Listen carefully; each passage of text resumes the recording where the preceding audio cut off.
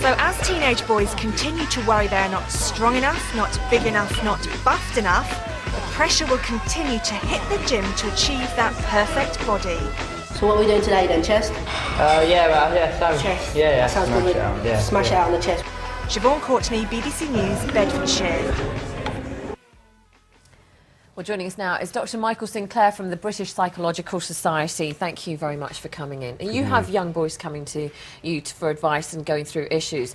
Would you say there's been an increase of guys like we saw in that report? Yes, most definitely. Over the recent years, I think there's an increase of young men coming forward with emotional distress. They don't often present with issues around their body image primarily, but what we do seem to uncover when we start talking to them is that they do have some sort of body image dissatisfaction underneath there. And the assumption is, for so many of us, that it's girls that are worried about how they look. They have these dieting issues and whatnot. Where has this come from, that it's young boys that are actually really affected to the point where their health could suffer?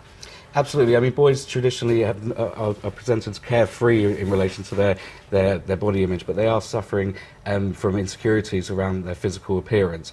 I think there's a tremendous amount of pressure on boys, both externally and internally, if you like. They put pressure on themselves.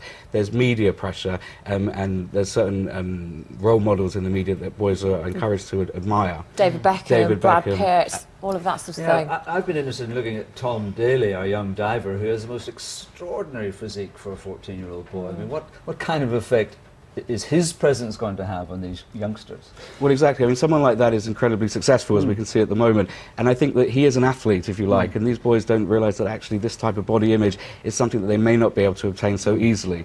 A lot of these products that are out there are offering a kind of quick fix solution to the problem, if you like, or instant results, and I think when boys start to use them, they may get a tremendous sense of inadequacy or failure because they're not actually attaining the body that these athletes can acquire. I think you're right, and a lot of people would agree with that. That these guys who are out there in our magazines and on TV and films, they make it look like they almost, within weeks got this body.